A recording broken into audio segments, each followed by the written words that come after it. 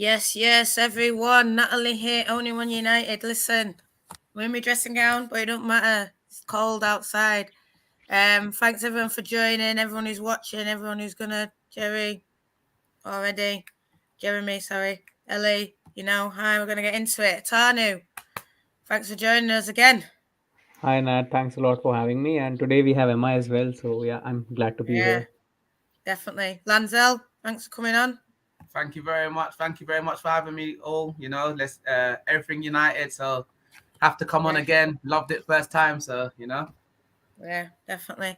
And then Emma, special guest, joining us today. I'm not sure about special, but no, thanks very much, guys. Nice to be on, and nice to hear your views and have a chat with you fans. So fire the questions in, but be nice, yeah. Just remember. No, I mean, I think it's going to be us talking, Emma. Listen, let's get straight into it. Sunday.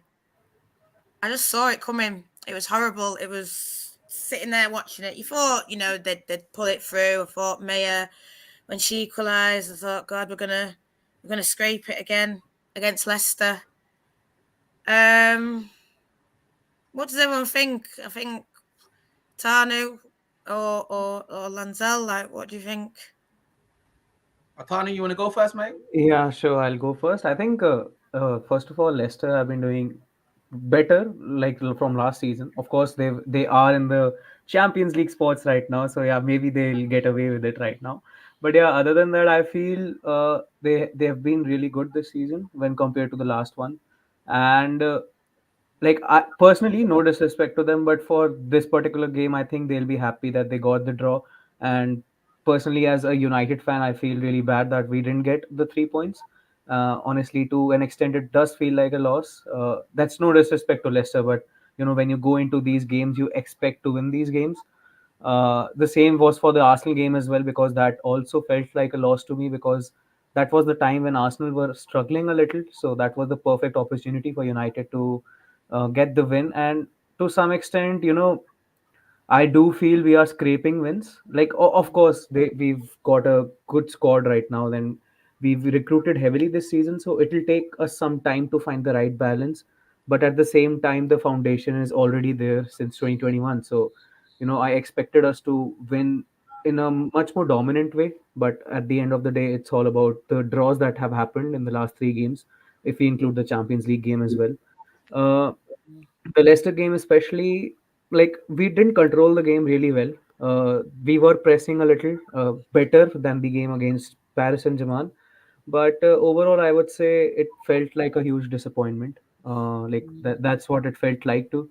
And when Maya Letizia scored that goal, and when towards the end of the game, we saw Katie Zelem deliver a good set piece into the box, and Rachel Williams just headed it over the bar or something, and I was like, okay, here we go again, another super sub performance. But at a point of time, you have to consider that you can't always depend on Rachel Williams to come off the bench and score goals for you. You have to control the game in a much better way. So that was the only assessment that I take out of this performance. Yeah, Lanzel. I mean, what do you think? Because seems like it's just time after time, same thing, same thing. No Mm-hmm. change, no adaptation, no, like you're saying, you're playing a different team. They did adapt at Paris Saint Germain in the second half, but then, like you say, it's a different gravy, isn't it? There, My thing just is, go on. I'll be honest with you, Nat. My thing is that Man United, we want the title. Yeah, we're not in here to play second fiddle, third fiddle, fourth fiddle. We want the title. It's as simple as that, right? So, no disrespect to Leicester. I think they played very well. They adapted to what really set them up to, so which is fine, no problem. And we got caught on a counter attack, and we're 1-0 down. However, we're Man United, and we want the title, and it's teams like this. No disrespect to Leicester, like I said before, that you're expecting 3 points. If that's Arsenal, if that's Man City, if that's Chelsea going away, they put them away probably in the first half, and then they rotate on whatever they're doing. Now, no criticism to Mark, because obviously I've said, yeah, listen, we need rotation. He did rotate, but there's still something not right in the midfield. love Ladinator. I think Katie had a good game. I think Hinny was getting in the game, but then she was out of the game. It was too harsh for her, in my opinion. But I do believe that I don't know what's going on with Ladinator at the moment, but I don't think that was her best game to her standards. Yeah. But at the same time, yeah, we took the draw, so it's a point. We move on, but it's not title aspirations. That's the only problem, and that's all we're in for it. Like, we don't want to be second fiddle. We don't want to hear about we're 5 years into our project or how many years we're into our project. That talk is gone now. It's gone. We need the title. Simple as that. Yeah. Emma, I'm going to come back to something, but when Lancel says we need the title, and that's the way people are talking, that's the way Mark said at the start of the season, and then you are seeing these performances, you are seeing, you know, the Arsenal game, this game, you know, dragging it out, and then like what Atanu says, it's like we just rely, that's all we've got. If you don't get a goal, you know, all we've got is bring Rachel Williams on. That's not what title winners do, is it? Yeah, I mean, I think it's right that Manchester United has the ambition to win the title 100%. I mean, they've got a squad capable of doing it, so that's absolutely what they should be going for. But I think, and I don't mean to say this in a patronising way, you know, 100% agree with what Lanzel's saying in terms of, you know, yeah, there's been a lot of chat of it's a 5-year project. But I think the reason why people say that is because I think it's easier to have a bit of perspective when you're, you know, you're not thinking about the club that you love, if that makes sense, and you're not following it every day. I think when you then sort of take maybe a little bit of a step back and you look at every club that's in the picture, I think that's where the 5-year context comes into it, because you look at, you know, a club like Arsenal who 5 years ago, if you compare to where they were to where Manchester United were, they were obviously at, you know, far many steps ahead. So they've still been building and improving, while United have obviously been building to get to the stage at where they are now. And United have obviously done that in a quicker period than Arsenal have over those 5 years. So, you know, people could say, well, you know, why haven't Arsenal won more titles in those 5 years? And I think that's, you know, a valid argument as well. But I think, you know, the closer you get to winning titles, it's those small details or those final steps become like 10 times harder. You know, you can jump through the earlier hurdles, and I think it's then getting those seriously fine margins, and that's where those little details tell. And that's where, you know, a 1-1 draw against Leicester becomes problematic, because that's a very small detail, which if you're going to be winning titles and you're going to be consistent, they need to turn into wins. And I think that's where United are at the moment, where they've shown progression in every season. They showed progression last season. I think this season it's about taking those really, really finer details and finer margins to get over that kind of next line. And that for me is the hardest thing to do. So I'm not saying that it's right that you should allow for this, but I also think it's probably helpful to maybe have a little bit of a step back and think, okay, we're still only, you know, 4 games into the season. We have got a load of new staff, a load of new players, but there has to be a point, obviously, when that no longer becomes an excuse. So I understand the frustrations 100%. I want to touch on something, because I think we saw it. I mean, I understand why he played the same midfield in the very, very first game, Villa. But then I think we saw in the Arsenal game that the Zelem, Lad, Tooney, it needed to be changed up a bit, you know.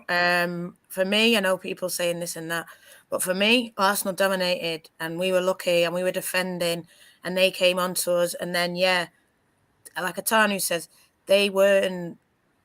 There's got their issues. They still have their issues, in my opinion. But you know, we then took advantage, and then obviously we sat back and let them come on to us again, and then bang, 2-2, and then obviously, you know, he changed it. He went for Lisa Nalsson, and because he must have seen something in there that thought, I need the player like this in there. And then he brought on Hinny as well. And, you know, we didn't see Lad that game. I'm not saying drop Lad, do this. This is what I think happens with our fan base. We're too reactionary. I agree with Vitano. I think Zelem was one of the best players on Sunday, but She's played 90 minutes. You know, she came back from England, full 90 minutes. She went to England, full 90 minutes. And there has to be a point where he can't just keep playing these players 90 minutes. He can't keep playing two defensive midfielders versus a Leicester. No disrespect. He has to change it up. We have to see a 4-3-3. If we're going to see maybe Tooney and Hinnie on together, you have to see a difference. You know, he took off Mallard. I saw someone say, why did you take off Mallard?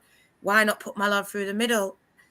I mean, and here's a comment. I mean, but this is what people are feeling. WSL striker Williams, but is she that level? And we're trying to catch up. And I can't believe he kept Paris on. And, you know, I'm not trying to be disrespectful to the players, but you have got a lot of talent there. And I just don't think he's making the most of it. Irene and Lisa, we've heard these things. He said it about Vilda. When is it going to change? When are we going to see these players that you've brought in that are now your players? You know, Lisa spent 160K on. When are we going to see it? You know, I saw it for 45, 60 minutes probably, let's say. I saw it for 10 minutes against Lewes. I saw it for 5 minutes in the last game versus Liverpool. When is this learning going to be over? When are we going to know Mark Skinner's style? And when are we going to see it in full action? Because if this is it, 4-2-3-1, I don't want it. I'm fed up. It's time to go. I don't want to see two defensive midfielders. This is Man United. He's talking about attack. Go out and attack. Yeah? Because you've got the players there now. And I hear what Emma's saying, this and that, rested, unavailable. I don't care. For me, Lisa should have played that game with Hinnie. And if you have to play Zellem, cool, play Zellem. But I don't want to see, you know, to be honest, really, Irene should have played. And I don't know who wants to come in now because I'm fed up of it, you know. I know that a lot of people, whether it's, I don't want to say direct names, but, you know, we was banging that drum for Vilda last year. And it wasn't just the fans that was banging it, you know. People next to Mark was banging it. A lot of people are banging it probably now for Lisa. Mix it up. It's all right saying rotation. But then when the going gets tough, you just come, and I get it, you're the manager, these are the ones you trust. But you have to sometimes break out of that and see the better players there. So I don't know, Lanzel, Atanu, Emma, whoever wants to sing. Go, Lanzel. You're on mute, brother. Can you hear me? Yeah. Can you hear me? Yeah. In regarding to Irene, if she's fit, you play her, right? Because it's a World Cup winner.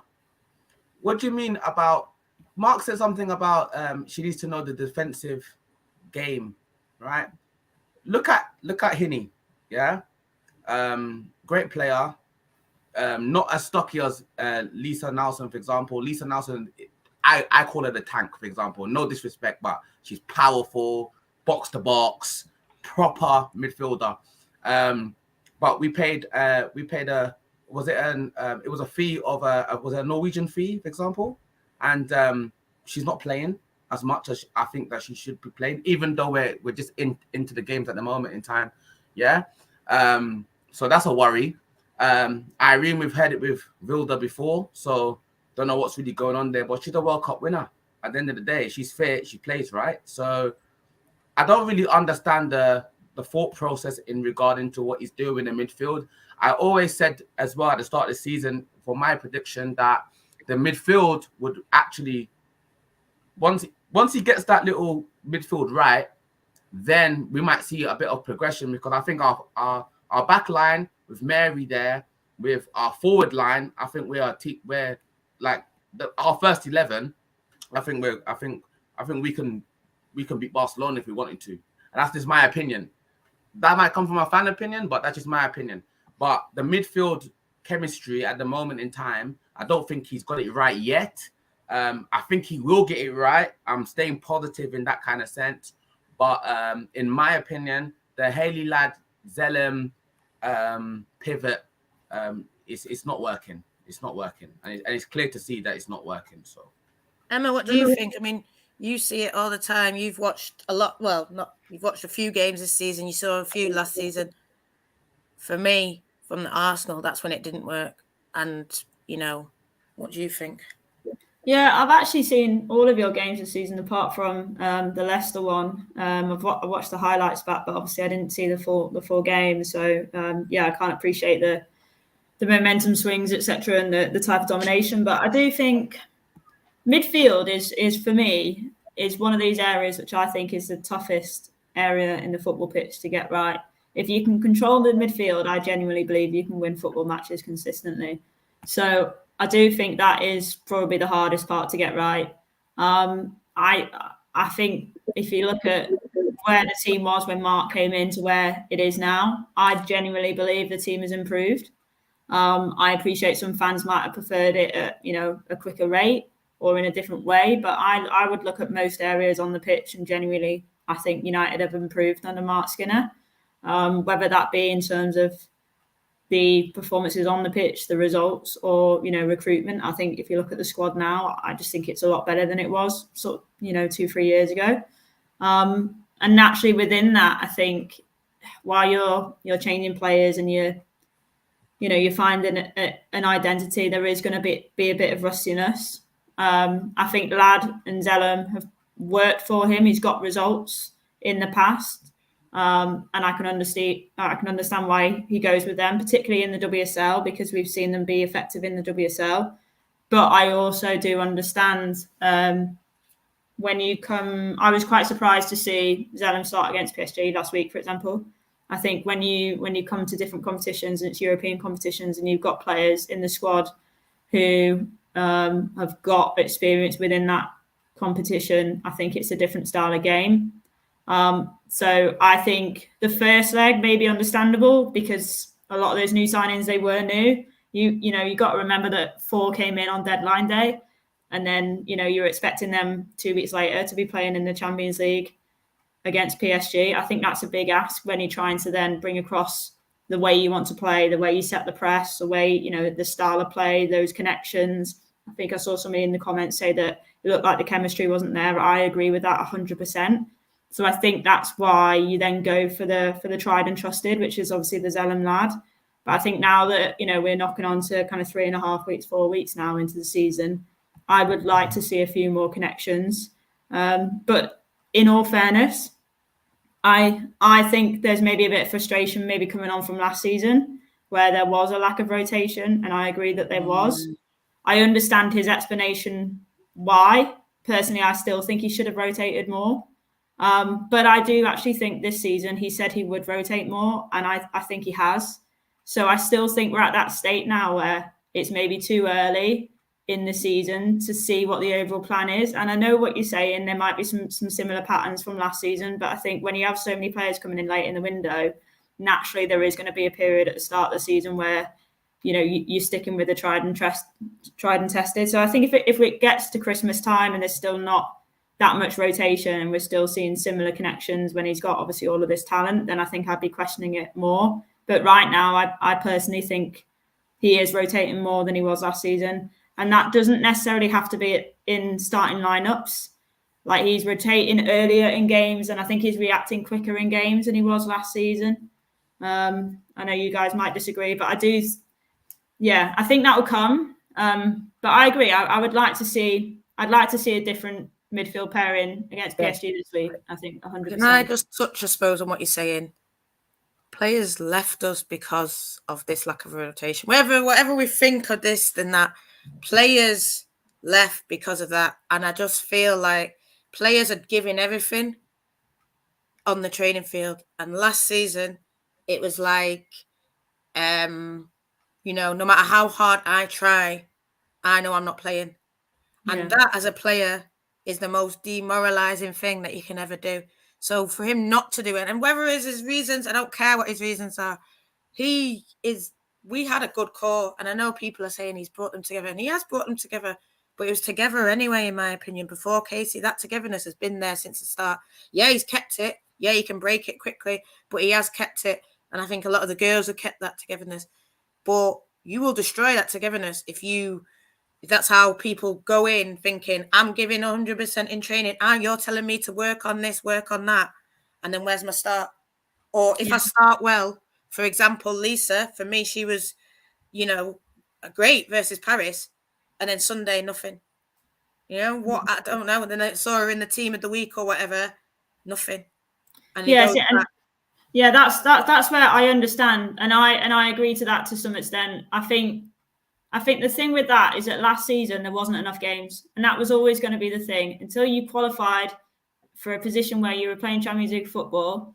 That was always going to be the thing, that if you signed for Manchester United last season in the hope of trying to win a trophy and trying to qualify for the Champions League, then it was under the expectation of there was naturally going to be far fewer games last season. And I think this is where the longer term picture comes in, is that everything that Mark Skinner does now, he has to look at the longer term picture. So yes, you've got to win the games. You've got to win the games that come up, and if they don't beat PSG, then it all goes out the window. But there has to be an element of that long term planning as well. So I think I can see it from both sides. I think you're 100% right, and I think there has to be a reward for good performances and good training. I don't think there was enough of that last season, so I do agree with you there. But then I can also see it from a managerial point of view, where this season, where there are more games, and hopefully there'll be more games. And if you want to be reaching the latter stages of the cup competitions, you have to start the season as if you're going to be in those cup competitions come May in the latter stages. So you've got to plan things now for as if you're going to need that entire squad later. And if everyone in that squad isn't on that same page, and if everyone wants to be starting now and they're not looking at the long-term goal, then I think it's hard as a manager to ever change that perception. But I do think it works both ways. So I would like to see more reward. I think Mallard, for example, she was rewarded for obviously her performance against PSG, and she was given a start the other day, which was nice to see. Do I want to see that for more players? Yeah, 100%. But like I say, I think this season maybe still early days to judge that, but certainly based on last season, it needed to be done more last season. Etanu, what do you think? Do you think, I mean, because, yeah, it's going to be tough now, obviously going through to PSG, and God forbid if we don't make it and we don't have more games, but even then we could just have, 4 games, like, I want to see it now. I want to see these pairings broke up, and I do think he does, and I get why he goes back to his tried and tested, but we want to be winning, and are we going to win 4-2, 3-1? I don't know. Mate, the way I look at it, like Emma also mentioned, we also understand why he goes back to the Lad and Zelem partnership, because it has worked for him in the past, like last season as well. That was his main partnership, and they finished second. They reached the cup final. But the main issue from my side is that whosoever you start, if it isn't working during the game, you make the change at the right time. Last season, what was the issue? That Wilde Borisa was the first midfielder substitution that used to happen, and that too after the 85th minute. You have to understand that Haley Ladd plays for Wales as well as a regular starter.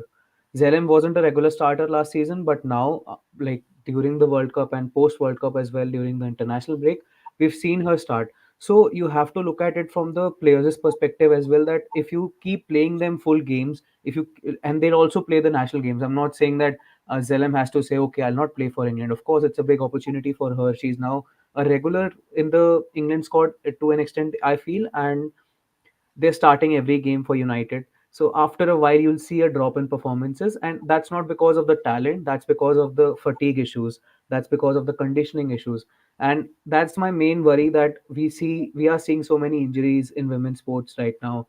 Not only in football but overall as well.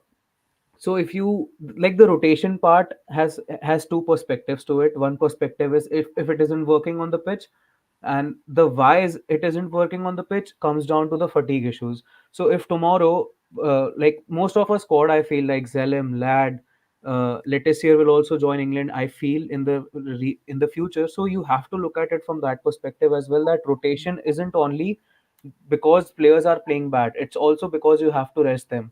Zelem has played, I think, all of our games, and I don't think she has been subbed off. Zelem is playing really well. I know, like, people are very harsh on her, but you have to understand that she's also playing for England now. I remember before the first game of the season, she played, like, England had a game where they played in extra time as well, if I'm not wrong. So she played that as well. So you imagine playing 100 and 120 minutes and then playing 90 minutes for 4 regular games, 4 consecutive games, and now there are 2 games left, and I think she'll also play them. So after that international break will come, she'll play for England again. So you have to understand that the player is not getting any rest. On one hand, managers and pundits might say that there aren't enough games in the WSL, but at the same time, how is it fair on the players who are on the bench? You have a squad of 20 players, or whatever the total strength is. You have to understand that those players are also waiting, and the starters would want to start, but it's your responsibility as a manager to make that change, not only because you want to drop the player, it's about resting the player as well. So I feel Zelem is criticized a lot because after the 70th minute or 75th minute, she's not at the top of her game. The performances dip a little, and that comes down to how we have tired legs a lot. And the issue basically is that if midfield isn't working, we've seen that attacking options are coming on. It's not that the midfield changes are coming in, it's about having more attackers on the field. How will that help the team to control the game better? Because I feel to an extent that's what happened against Arsenal as well. We didn't make the right changes. Yes, he's like, I agree with Emma that he's rotating the squad well. His in-game management style has improved, but if midfield isn't working, we aren't seeing the exact midfield changes. And I know it's still 4 games in, and trying not to get ahead of myself, but this was the issue last season as well. And as a fan, I would want new issues to come up because I want to discuss about them, and I am honestly very tired that we have to discuss about the same old midfield issues again. Maybe I am talking too much because I'm frustrated after the No, 3-2. it's true, because this game, But it reminded me, Emma, I don't know if you saw it last season, 0-0, Everton, Leicester, Everton. I mean, and it was just, that's all it was. Deep block coming. And even when we played Chelsea, it was like at Kings Meadow. And the reasons I got is Villa didn't come on. We had 6 forwards on the pitch. But the problem wasn't the forwards, it was the midfield. the control And wasn't there. yeah, if you can't control the midfield, then you're going to lose. Like you said, it's the most difficult place to play. And I mean, here's a question, I suppose, Emma, what do you think? Does he have the management skills to manage expectations, keep players motivated? I mean, people now even are saying all this about Ladin-Zelem and Tooney, and those are who he's going to. But if that's not working, that's not what he's subbing. Yeah. No, I think there's actually 2 parts to that question. I think in terms of the management skills, do I think he can keep players motivated? Yeah, 100%. I do actually think he can, because I think the signings that came in this summer, the changes to the staff, the fact there's more competition in the squad, the fact that he's come out and said we want to go and win the title. I think there's enough there as a professional footballer to motivate you.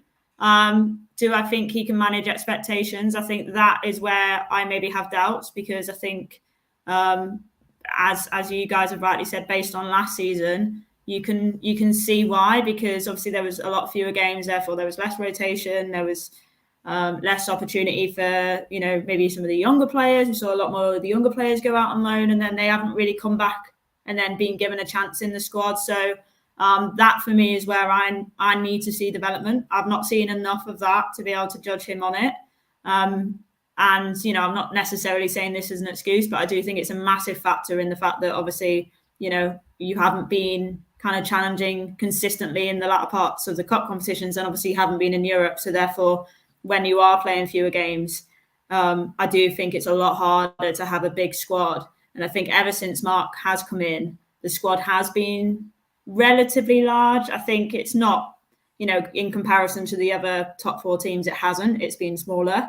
But I think, compared to maybe the rest of the WSL, the players that were in the squad that he took over that were, first team players that are used to playing first team football in the WSL would have been probably proportionally higher than most other squads. So that is the area that I need to see this season. And that's where I'm like, after 4 games, I'm definitely not going to judge that. You guys are more than welcome to as fans. That's totally within your rights. I won't judge him after 4 games yet, but I have to see that development. For me is that kind of management of that expectation. And the big one that I'm really interested to see how he manages is when Grace Clinton sort of comes back. A player, that's a great example for me of a player who, in all fairness, it's gone to plan so far. She came in, she trained with the squad, they had discussions. He said, look, let's see where she's at. She's gone out on loan. She's so far been extremely successful out on loan. So I want to see, at what point does she then come back in, and will she be given an opportunity when she does come back in? I'm not saying that should be anytime soon, because she's obviously doing well and it's going well. So, why change things? But maybe, in kind of 6 to 9 months' time, that would be the perfect example of where I think he can display those kind of management skills and expectations that, like I say, I haven't yet been able to judge him on, and I'd be interested to see how that sort of works. Listen, the fans are saying what they feel. The fans are saying what they feel. People are frustrated. I get where you're coming from, Emma. It's 4 games now, but I think we've seen it across last season, whether his excuses are, and then the season before, and it's, I think that's why it's getting to that point, isn't it, Lancel? I mean, what do you feel? Because it is getting to that point. Kirsty's even saying it. Mark has his favourites, I hope I'm wrong. I hope too. I want to see Lisa. I mean, don't even start me on Grace, because that goal, Grace is coming home next thingy, and this is what I'm saying. I want to see Grace. But if we're not even seeing Lisa and Irene and Vilda and Jackie, are we going to even see Grace? You know what I'm saying? Yeah, of course. Now, you know what it is? The reason why we're being critical now is because we know that our rivals, Chelsea, Arsenal, City, they don't drop points against Leicester. I'm sorry, I'm not having a go at Leicester. I'm not, because I think they played a very good game, but they don't drop points against Leicester. They don't drop points against other teams, and as such, as not seen as the traditional top 4. So a draw, is going to hamper us in the long run, because now we'll have to go and beat City home and away. We're gonna have to go beat Chelsea, which we haven't beat them since we've come into the WSL. Because at the end of the day, who wants to be second? Nobody knows a runner-up. I know it's all good to say, okay, we're Man United and we're building, but at the end of the day, we came second. We was very close to winning the title. I think the FA Cup, we had a good first half against PSG. Our second half was brilliant. It was brilliant when he changed it, and it was brilliant. So the fans have expectations now, and I think that the fans are rightly there to say, okay, do you know what? Let's go and win this. Let's go and get a cup. Let's go and cement what United is supposed to be, because at the end of the day, we're known about winning. However, with Mark, his playing style, I'm happy with. It's just the management of players, or the management of how to read a game. And I'm not criticizing him too much in that kind of sense. It's early, so let's see what happens. But if we do lose against PSG, does he revert back to what he knows? And if he reverts back to what he knows this season, when everyone else is strengthened, then I think we're in trouble. That's the only problem. So, yeah, that's my thoughts on that, to be fair. Bang, bang. 100%. This is why it's getting too much. It's getting to that point, 3 years you've been here. What am I seeing? What am I seeing? I'm seeing the same, and I'm fed up. Whether that's right or wrong, whether I should this and look and say, 5-year plan. But when they started in 2019, they was already 18. They was already talking about, we're going to be in Champions League. We're here now. What's the steps? We've spent the most money. I know it's not just all about money, but they've spent big money. They're paying big wages. They've brought in big players. Yeah, I want a trophy. And that's minimum expectation, a trophy. Yeah, Conti Cup, FA Cup, League. Obviously, we're not going to win a Champions League. But then I would say, if we finish in the top 3, got into the group stage, I'd be happy too. So there is that thing there. I want to see progression. And for me, it's trophy, Champions League, actually being at the top of the table, winning something, like I said. Listen, we're talking about on the pitch. We know it. He knows it. We're getting frustrated. I suppose when I hit a question at you, because you put it out, Emma. Jace, it came out, she wasn't there. You did put out that she was rested. Do you want to say, do you think she should have been playing? Because I would have liked to have seen her. Yeah, I was surprised that she wasn't in the squad. I didn't think she was going to start. I thought she was going to be on the bench. I was surprised she wasn't in the squad. So I did get in touch with Manchester United to get some clarity, and they told me directly that she was rested for PSG. Mark Skinner did also tell us 24 hours before outright, very confidently, that she is fully fit. So I genuinely believe that there is no concerns there. Obviously, they kept her on the bench for the first leg because they said she picked up a bit of a knock. I get the impression it was, a bit of, a dead leg. And Mark sort of explained to us that she was probably fit sort of to play, but they thought, let's not risk it.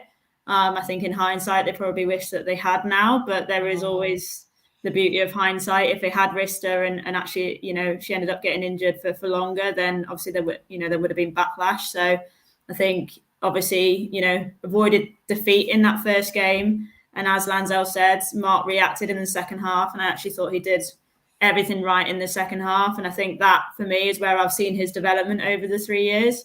So I think if JJ isn't starting this week, then I think there's obviously something gone on there where they haven't been transparent. But as far as I know, I'm extremely confident that she'll be fit. And if she's not in that starting lineup, then then certainly there'll be questions to go back to Manchester United with. Yeah, Man United not being transparent. Who would have thought it, eh? Listen, John saying something. United used to go to the team's throats.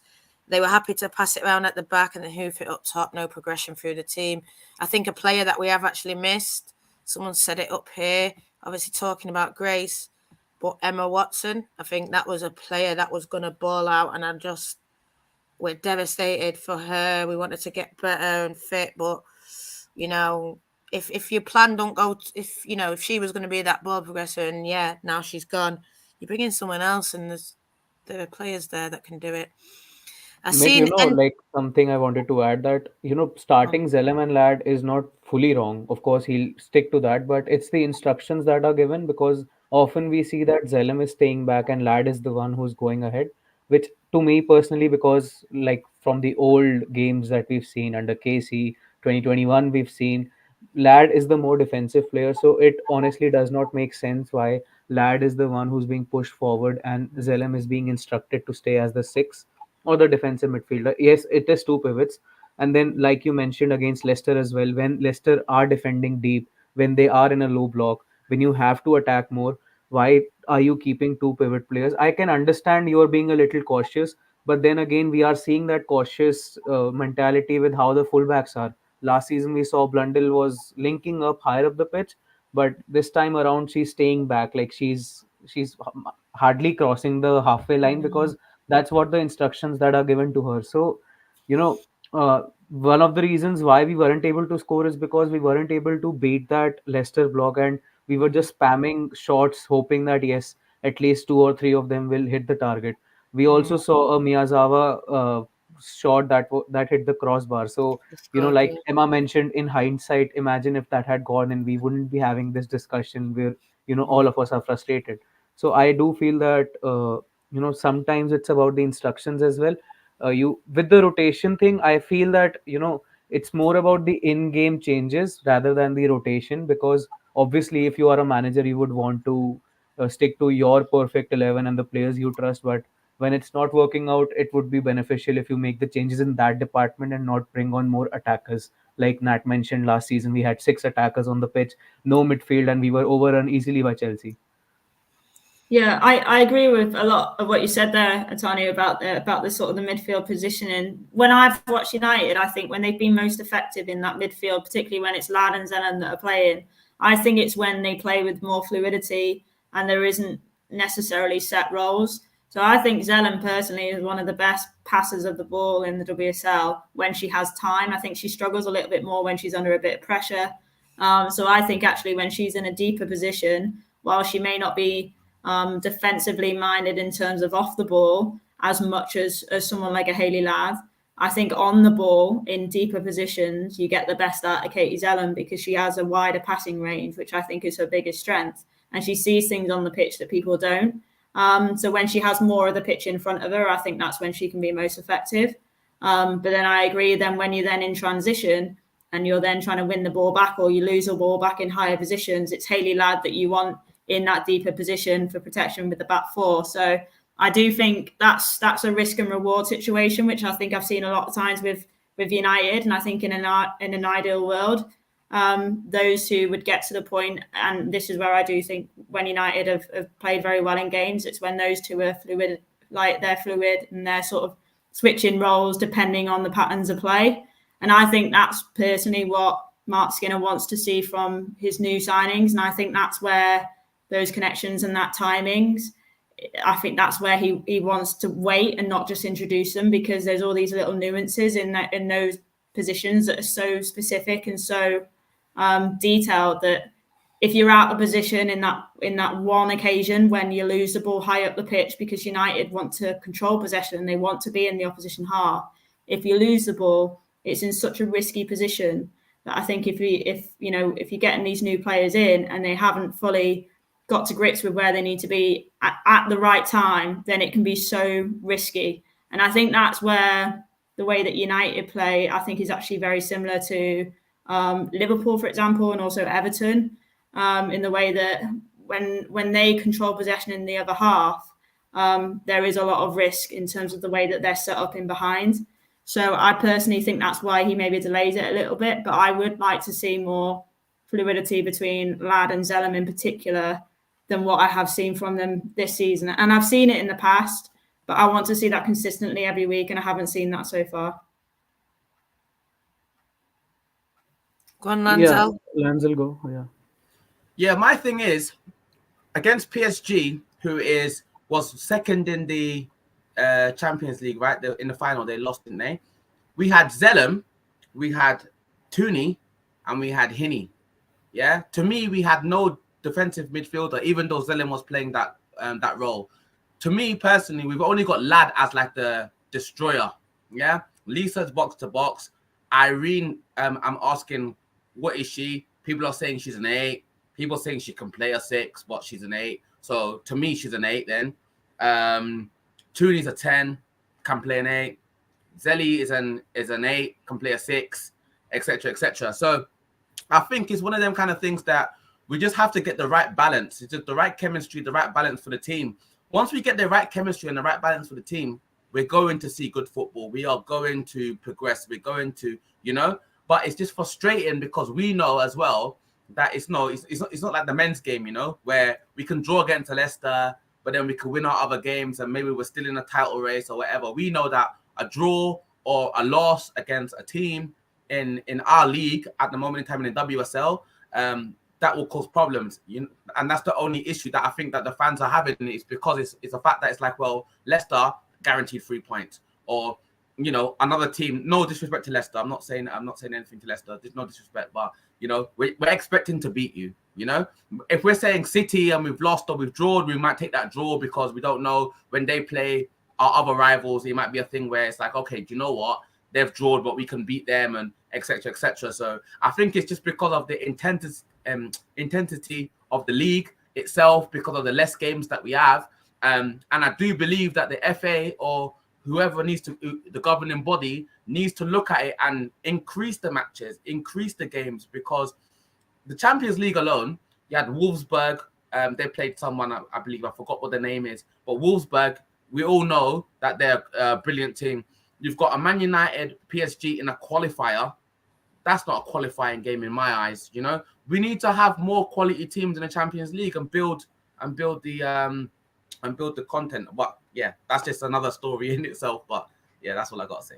No, I think a lot of people have been saying that about changing up the Champions League and adding more teams, and I've heard that they're going to do that, hopefully. But yeah, while we're in it, we have to beat what's in front of us. And for me, I think we can beat Paris. I mean, we've shown in that second half we can do it. But it is, someone's even said what Emma's saying, when they link up, when they do this. But like you're saying, we've got no time to say when, because the when is now, we're fed up. But this is a comment I suppose I want to come to, and Kirsty said something in response to it. NT said, I hate that we criticise the manager all the time. We should be backing our players and managers, but our expectations are high and not always met. And then I know that Kirsty replied saying, it's constructive criticism. No one hates Mark. They're just disagreement with his decisions. Proves all wrong.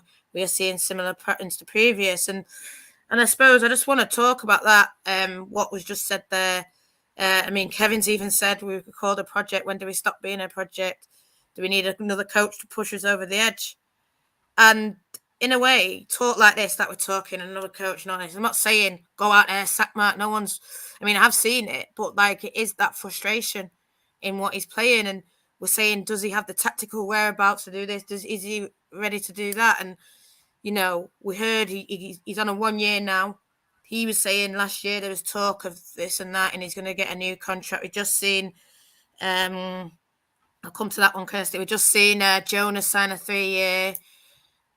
Who's the other guy at City? He's on a 1 year as well. So I do think there is that kind of, I mean, Emma Hayes is on whatever she wants. What do you think, Emma? You're on the outside. We've obviously got our opinions, and I'll come to the boys. But what do you think? Do you think it's better to give someone that 3 years like the Arsenal have done with Jonas, or like what's going on with Gareth and I suppose probably Mark? Should you wait and see? You know, should you wait and see? I mean, I know that thingy failed last year, so potentially they're saying win or bust kind of thing to Gareth, aren't they? You know, but should United be a bit more like that, win or bust?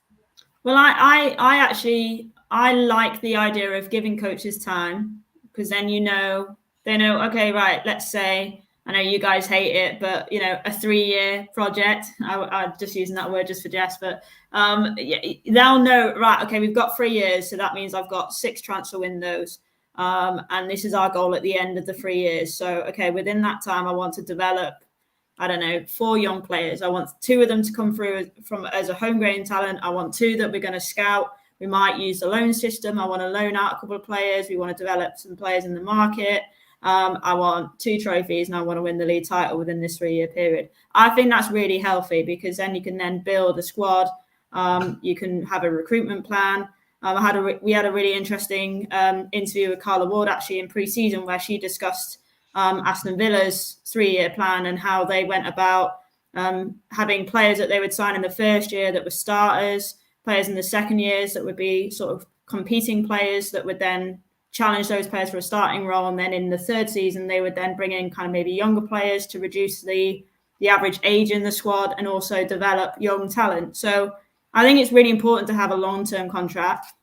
I think the situation with Mark at the moment is obviously when he came in, he was given a 3 year plan. They're coming to the end of that 3 year plan. I think the reason why they may be in those negotiations now is because until you know whether or not you're going to be in Europe, or whether or not you're going to be sort of challenging for titles or whatever, I think then changes what the potential next 2 or 3 year plan is going to be. So I think that's where I think it's healthy to then not rush into a decision, work out where you're going to be. Is it the right decision for both parties? Personally, I think yes. I think Mark's a good coach. I think he has improved Manchester United. Maybe not at the rate that you guys would want to, and you know, rightly so. It's your club. It's a huge club. It's a very successful club. You're right to have high expectations and demands. But I do think he has improved Manchester United, and I do think he will continue to improve Manchester United. Don't get me wrong. There's always going to be areas that I think he can improve, and I think he knows that. There's areas that I think he's improved quicker than others. And I think this season will be his toughest season by far. And I think if you don't win against Paris Saint-Germain, then that will be a massive dent in the club's plans under Mark Skinner. And I think that could have an impact on maybe the length of what his next contract will be. But I do think he will stay at the club, and I think he should stay at the club, because I think he's done a good job at Manchester United. And I do think he is a good coach. What I want to touch before I come to the boys and seeing what people are saying, what I think, I mean, I don't know what you think, Emma, or anyone in the comments. I think this takeover is going to have an impact on it. We're hearing that Jim Radcliffe on Thursday is going to be ratified and have that 25%, have that sporting control. We're hearing he's going to do a 100-day review of the whole club, not just the men. It's going to be the men and women. We're hearing John Murtagh probably likely out, Richard Arnott likely out. We're hearing the names that are being brought in, Paul Mitchell as a sporting director. This is going to have an impact, in my opinion. Potentially why they're stalling it, because I've heard people saying they knew from August that it was going to be Jim. They just had this things to work out, let's say. And I've heard, because I was on a space yesterday, I can't remember his name, Jacobs was saying there may be a continuity in management, but what he was saying is that they will want to modernise it. They won't want situations like happened last year Jim Radcliffe, he won't want to see, we're seeing Mary Earps in the last whatever years. They'll want to be tying them down. Or if they're not tied down, get them out, And I think potentially Fallon coming in was a big indicator, like what's going to go on. We've already got our replacement there. I know Sass stayed. Whether that's, I don't know, but that's the kind of thing that I do think. And hopefully this new owner comes in straight away and generates money. That's what I expect from the owner coming in. And also I've heard other people say with women's football there's less money required, so the wins are probably going to be easier in a way, But things like Russo, honour, these things can't happen at Man United. These things shouldn't be happening at Man United. So whoever's the reason behind that, slow, whatever. If it's Polly, if it's Sam, if it's this, Hart, I don't care who it is. Bang, if you're not good enough, you need to go. Yeah, and that's the level of ruthlessness that I want to see from this new owner or whatever, whoever is. I don't care who it is. Jim, Qatar, some Saudi, I don't care. Go on, ruthless, you're not good enough. You're the reason why this one didn't stay. Bang, out the door. Thanks for coming, Yeah, I think this is where the ownership question I think is really interesting. Do I think it will have an impact on the women's team? 100%. And I've actually been a bit disappointed about the lack of information that there is out there on kind of the ownership. It's not really within my job remit, but I have done my best to try and find out what the impacts are. And I think certainly in terms of the transfer window, yes, it did have a knock-on effect because there was just a lot more bureaucracy. There was a bit of indecision over what the budget was. Because obviously, if you don't know where the ownership situation, then you don't know what investment you've got. The key thing for me going forward is that if Jim Radcliffe wants to take over the football operations, I know that there's a lot of PR words that go around. I don't 100% know what football operations mean. I'm sure there's a lot of people out there that don't understand what that means. But in the broad scheme and the broad idea of it, it essentially means they're recruiting staff members in positions that make key decisions of the day-to-day running of the football club. So therefore, new ownership that comes in will be responsible for hiring, head of recruitment. I know that Manchester United women obviously had a new member of staff coming in the summer that was head of recruitment, Harvey. He came in.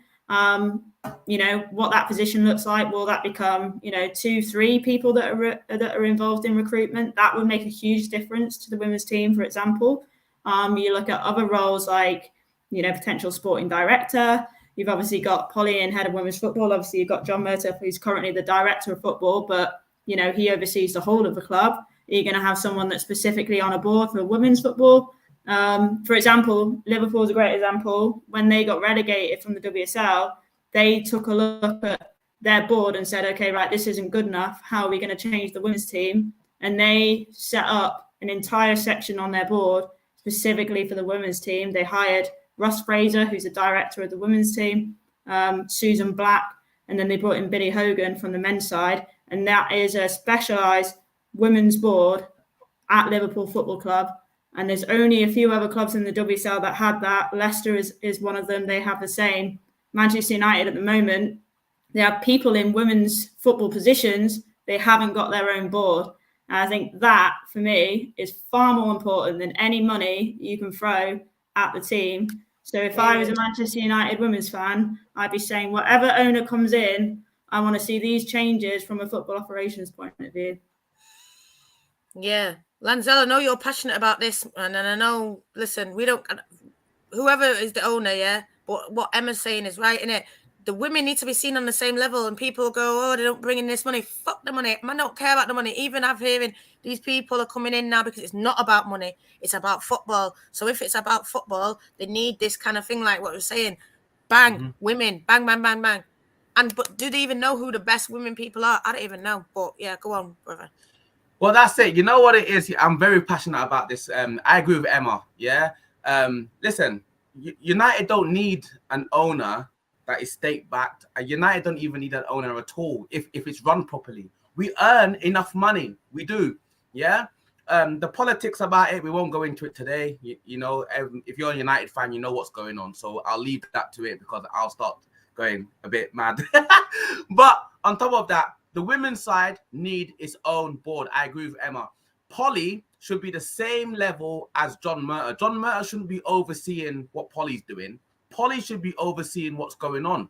Yeah, we need our own budget, and then we can say, right, we're going for this player, that player, whether it is a Jay-Z, which we got her, but whether it is a Carolyn, wherever it is, they need their own budget, their own structure, and then you can say, right, well, you know what, Mark, you report back to me, and not Mark's boss reporting back to the men's side. The men's side don't know what's going on in the women's football. I'm sorry, they don't.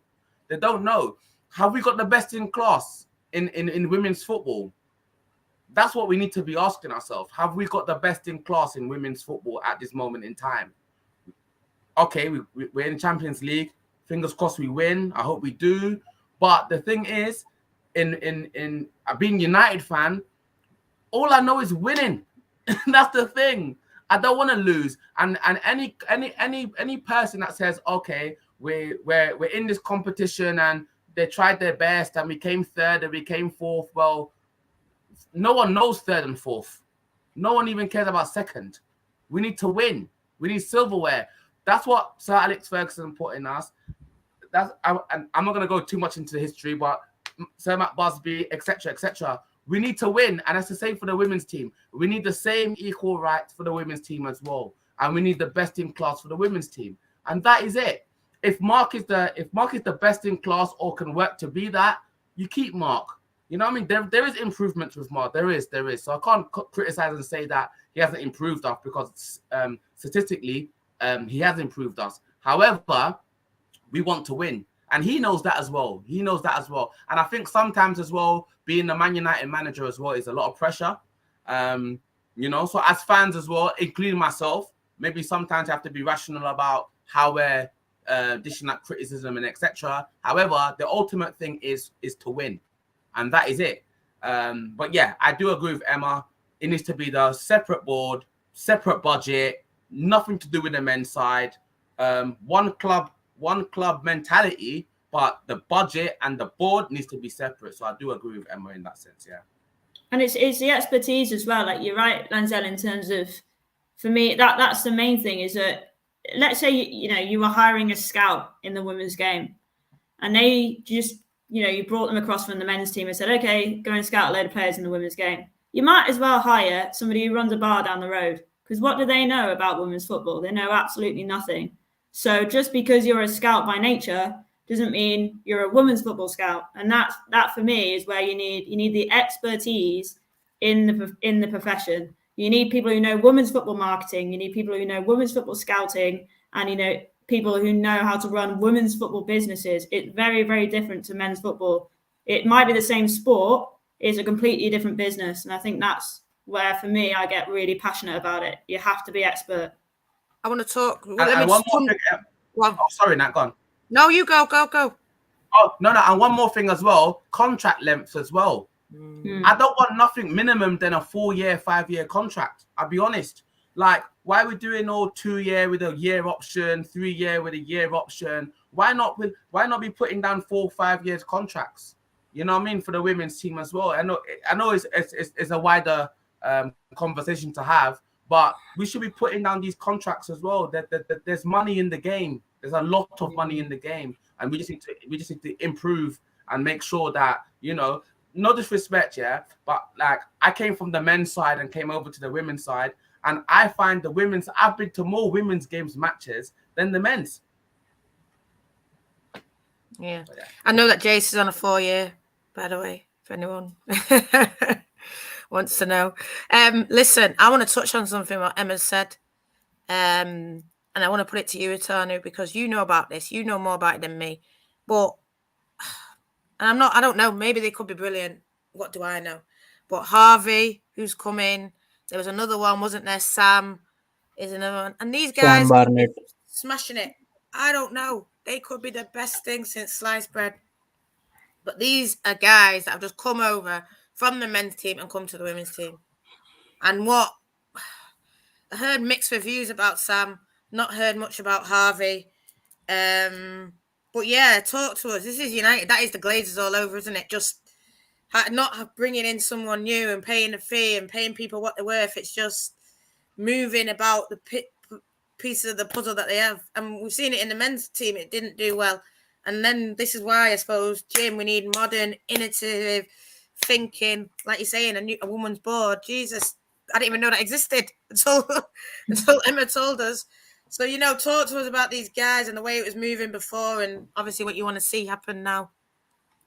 Yeah, so Hari Vassal is the head of recruitment, like Emma mentioned, and there's another guy called Sam Barnett who's the head of negotiations right now. But I think we'll hire a new one. I don't know, but Sam Barnett is coming from the men's side. So basically, what happened was, what I understand, like I've not been told anything, but from the reports that have come in, is that during the negotiation phase for Russo and Ona, United asked Sam Barnett to get involved into the negotiations, and like he was involved in negotiations, so he's now the head of negotiations. That's what the uh, consensus is around the different reports that have come in.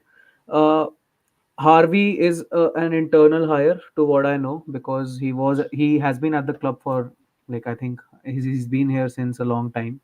Not a long time, but yeah, like he's been here for a long time. So Harvey is an inside hire. Sam Barnett came from the men's side, so that, that perfectly aligns with the idea that Lancel mentioned, what Emma mentioned, that you need to bring in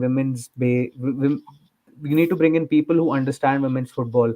Yes, Sam Barnett knows how football negotiations work, but you need to ensure that you're handing out proper contracts. You're not handing out big contracts, long contracts, and at the same time you're not handing out 2 year, 3 year contracts. So with that perspective, and even from Harvey Bussel's side, of course it's been a good recruitment, but at the same time it's all about sustainability. How For example, right now the business has been really good, but for example next summer it's bad. So of course Harvey has to answer, and I'm not saying Harvey is bad, but at the same time you need to have more people involved. Like we look at the men's side, there are so many people involved. I know it gets a little messy as well sometimes, but at least you have people with their expertise. At the same time, like we are seeing at the United board level, there's Polly Bancroft, who I feel is she knows women's football properly. There's Harvey Bussell, who's new to it, but he's done well. Like it's based on one summer window only. Sam Barnett is head of negotiations. There's Steve Devil. I think he's been here since 2019 or 2020. He's the finance manager, general manager. We've got Ben Williams as well, but he's more on the administration side, so I wouldn't involve him in this. But I feel Ben is a really good hire. Then I remember that we've hired a new I told you, Nat, right? We've hired a security officer or somebody. Like Yeah. we've player liaison officer Yeah, basically. yeah, yeah. So yeah, so we've hired these new roles, which I feel is good. But at the same time, you need to hire, what Emma mentioned, people who know women's football. You can't just hire somebody from the men's setup. And that's not a dig at Sam or Harvey, but you understand what I'm saying, right? Because Yeah. I remember that Luke was with us, and then Ten Hag poached him to the men's side, and then Mm. I we think that went after. Yeah. there has to be more. I think one of the main obstacles in women's football now, and I certainly, from what I've been told, this is definitely the case at a club like Manchester United, and they're not alone. But I think the scale of the club makes it more difficult. Is bureaucracy, and when you have more and more people in positions that have to sign things off, everything is made more complicated. And I think that for me comes down to an element of trust where I think Polly's record speaks for itself. She's a fantastic expert in the women's game, and she's had great success. That's why she was brought to Manchester United. People have high opinions of Polly Bancroft. Is she being allowed to do her role as freely as maybe she would like? I personally don't think so, and I think that's where it comes down to. If you're hiring people with expertise, give them the trust and allow them to do what they can do. Look, I'm sat here saying I want a board, and therefore that means there is naturally going to be more bureaucracy. But I think within that, you have to allow trust, and you have to allow the people who know what they're doing to do what they do, and help them. Don't stand in their way. Don't become an obstacle to it, but become an aid to it. And I think that's the main thing. I mean, what I heard during the summer, Polly was doing this and she was doing well, and then the next minute it was moved to that, and then Sam took it, and then this one took it, and I just feel like, yeah, bureaucracy. But that is the Glazer ownership. Glazer-nomics is bureaucracy. Joel Glazer has to probably sign off on these things. Joel Glazer is hopefully now we're going to see him gone.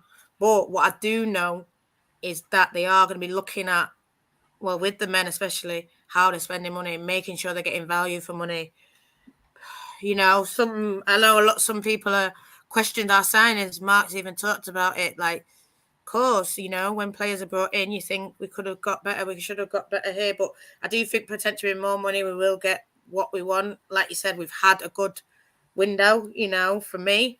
It's just about the achievement now. And I agree with what you're saying. I think people expect Polly to be bang, bang right now. And obviously we want a bang, bang right now. This is Man United. But you need to give her the support around her, what she needs. And, you know, I hope with Radcliffe it comes in. I mean, even with the other bid, Qatar, and listen, I'm not support anyone. I'm just saying, like, it's throwing money at everything.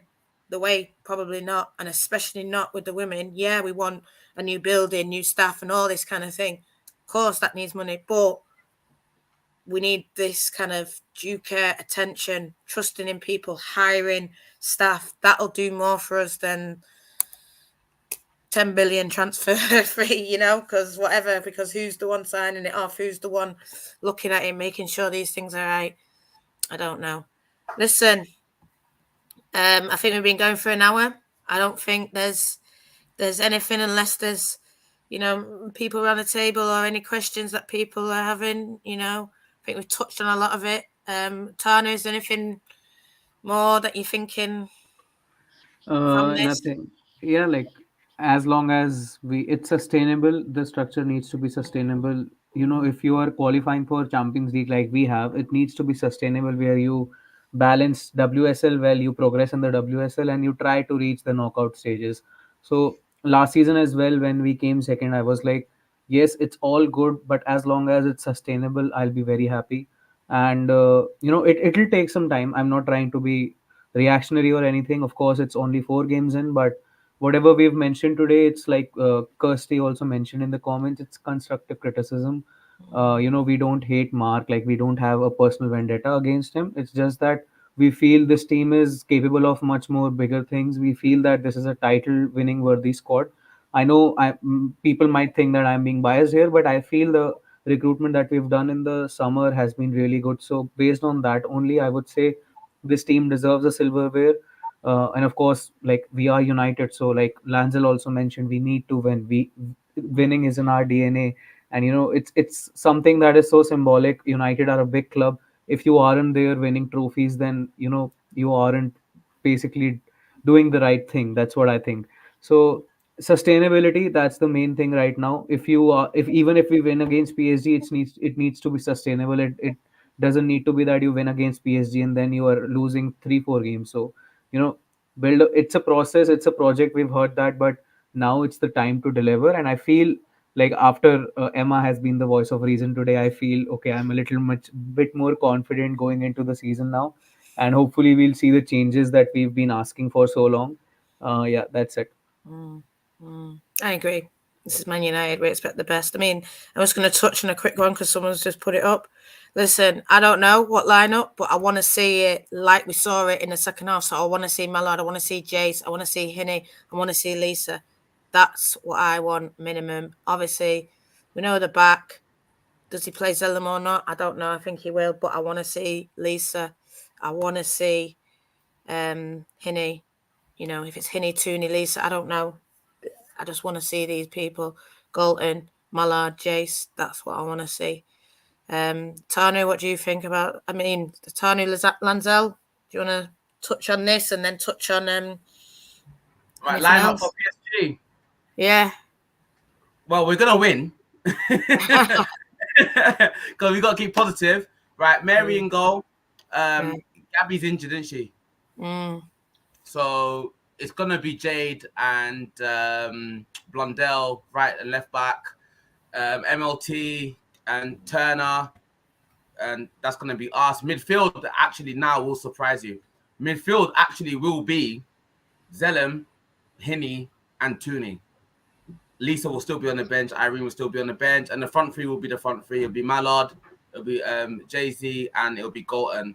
And we go win. We go win. Wow, away though with the Ultras. It's either going to be 1-0 or 2-1, but we're going to win. We're going to win. Well, we've got to win. We've got to win. Emma, is there anything that you want to add, or your lineup? Who do you think will play? Or you don't have to go. You don't have to name it for 11. But is there anyone that you think definitely you want to see on Wednesday? Yeah, you know what? I actually think it'll be the same team as Lansell. However, I do think that it'll be Ladd over Zellem. I think it'll be Ladd, and then I'd like to see Hinney and Tooney start together. I think that could be quite an interesting midfield. But I 100% in terms of the front three, I think surely that picks itself now. Mallard, Jay-Z, and Galton. For me, there's absolutely no leeway on that. That is the best front three in my opinion. But yeah, I was actually surprised not to see Nikita Parris in the first leg, only because I thought that was a type of game for her. I wouldn't play her from the start in the second leg, but I wouldn't be surprised if United are trying to maybe control the game out. I think she's a type of player that you might want to bring on, because I thought there was particularly towards the end of the second half in the first leg. Obviously, it was a great performance in the second half, but there was instances where maybe in transition, I would have liked to have seen a player like Parris hold the ball up and maybe just use her experience to maybe not, not play that direct ball straight away and just maybe just hold things back a little bit. So I think if United do get that goal, then she's a type of player that maybe for the last 20 minutes, I just think would make a difference. So I wouldn't be too surprised to see her at some point. But yeah, I'm pretty much with Lansell on that one. Well, good teams. Listen, I just want to say thanks to the guests for coming on. I don't know if you're going out, Emma. No. I'm doing a bit of men's football this week as well. So yeah, I'm actually not covering the game this week. So I'll be watching it as a fan. But if you do, let him know that that's your front three now. That's not negotiable. Yeah.